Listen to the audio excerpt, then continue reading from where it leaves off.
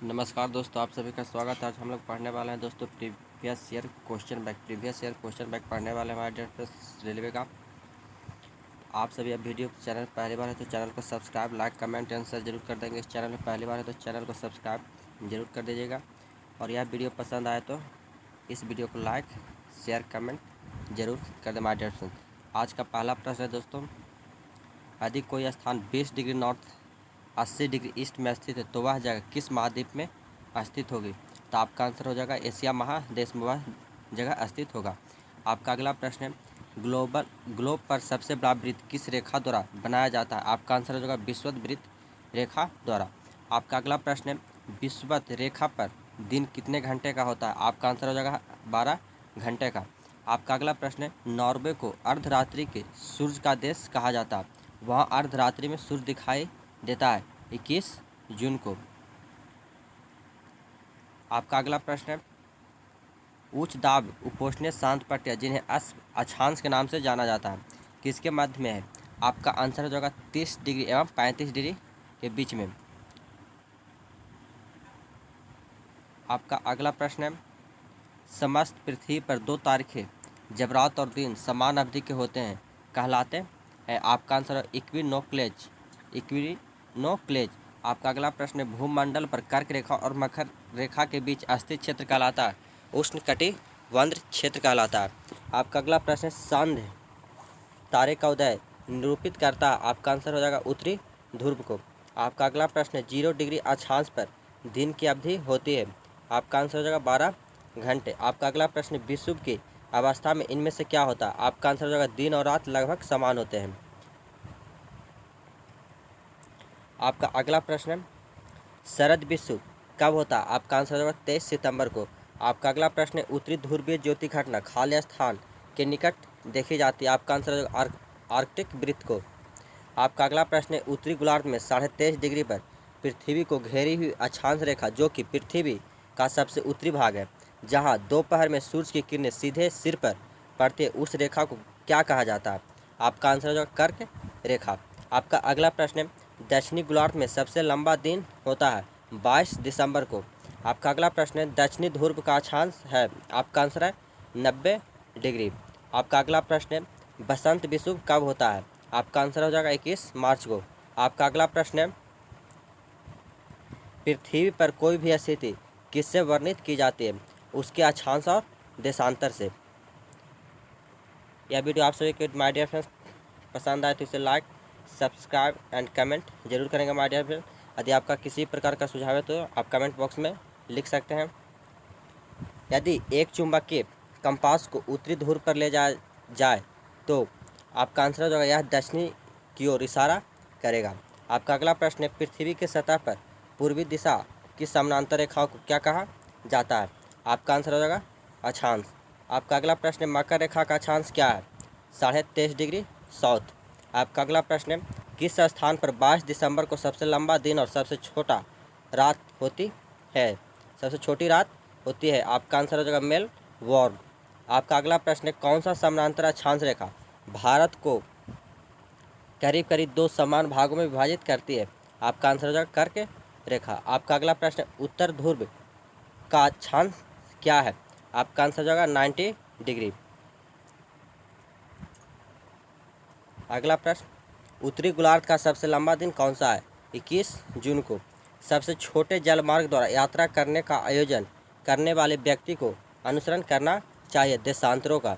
आपका अगला प्रश्न, देशांतरीय आमयोत्तर है संसार के नक्शे को निर्देशित करते हुए खड़ी है। आपका अगला प्रश्न है, एक ही आमयोत्तर रेखा मेरिडियन पर 2 स्थानों पर बराबर होता है? आपका आंसर हो जाएगा सौर समय। आपका अगला प्रश्न है, प्राइम मेरिडियन कहाँ से गुजरती है? आपका आंसर हो जाएगा ग्रीन ब्रिज से। आपका अगला प्रश्न है, ग्रीन बीच मीन टाइम GMT किस देश का मानक समय है? यूके का। आपका अगला प्रश्न है, देशांतर रेखा के प्रत्येक डिग्री के लिए समय अंतराल क्या है? आपका आंसर हो जाएगा 4 मिनट। आपका अगला प्रश्न है, उत्तर से दक्षिण की ओर गुजरने वाली कल्पित रेखाओं को क्या कहते हैं? देशांतर रेखा कहते हैं। अगला प्रश्न, टोक्यो 140 डिग्री ईस्ट से शाम 5 बजे एक रेडियो संचार प्रसारण शुक्रवार को किया गया और उसे पोत द्वारा उसी दिन शाम 7 बजे ग्रहण किया गया। पोत का देशांतर क्या था? आपका आंसर हो जाएगा 170 डिग्री ईस्ट। आपका अगला प्रश्न, यदि इंग्लैंड में इस समय 10 बजे है तो भारत में सही समय क्या होगा? आपका आंसर हो जाएगा 3:30 PM। आपका अगला प्रश्न है, अंतर्राष्ट्रीय तिथि रेखा कहाँ से होकर गुजरती है? आपका आंसर हो जाएगा 180 डिग्री देशांतर। आपका अगला प्रश्न है, सूर्य का प्रमुख तत्व क्या है? आपका आंसर हो जाएगा हाइड्रोजन। आपका अगला प्रश्न, क्षुद्र ग्रह बेल्ट में कौन सा बौना ग्रह मौजूद है? आपका आंसर हो जाएगा सेरस। आपका अगला प्रश्न है, सूर्य को देखने के लिए किस यंत्र का प्रयोग किया जाता है? आपका आंसर हो जाएगा हेलियोस्कोप। आपका अगला प्रश्न है, प्लेनेट नेट क्या है? आपका आंसर हो जाएगा बाहरी सौर प्रणाली में प्रस्तावित एक बड़ा बर्फीला ग्रह है। आपका अगला प्रश्न, यदि दो स्थानों के बीच समय में 2 घंटे 20 मिनट का है तो देशांतर में अंतर होगा। आपका आंसर होगा 35 डिग्री का। आपका अगला प्रश्न, अगर 150 डिग्री पश्चिमी देशांतर पर शाम के 4 बजते हैं तो 150 डिग्री पूर्वी देशांतर पर समय क्या होगा? आपका आंसर होगा प्रातः 4 बजे। आपका अगला प्रश्न, भारतीय मानक समय है GMT से 5.5 घंटे आगे। आपका अगला प्रश्न है, यदि भारत में सुबह 11 बजे है तो लंदन ग्रीच में कितना समय होगा? आपका आंसर होगा 5:30 सुबह। आपका अगला प्रश्न, अंतर्राष्ट्रीय तिथि रेखा किससे होकर गुजरती है? आपका आंसर होगा प्रशांत महासागर से। आपका अगला प्रश्न, भारत में जब दोपहर होगा तब उसकी समय इंग्लैंड में लगभग क्या होगा? आपका आंसर होगा पूर्वाह्न 5:30 बजे। माय डियर फ्रेंड्स, यह वीडियो आप सभी को पसंद आए तो इसे लाइक कमेंट एंड शेयर जरूर कर दीजिएगा। और यह वीडियो दोस्तों previous year question paper railway का जितने भी एग्जाम लिया गया दोस्तों उसका प्रीवियस ईयर क्वेश्चन पेपर है, तो इस वीडियो को आप सब like subscribe comment and share जरूर कर दीजिएगा। आपका अगला प्रश्न है, ग्रीनविच पर समय मध्याह्न 12 बजे है। 150 डिग्री पूर्वी देशांतर पर स्थित एक जगह पर समय क्या होगा? प्रातः 8:40।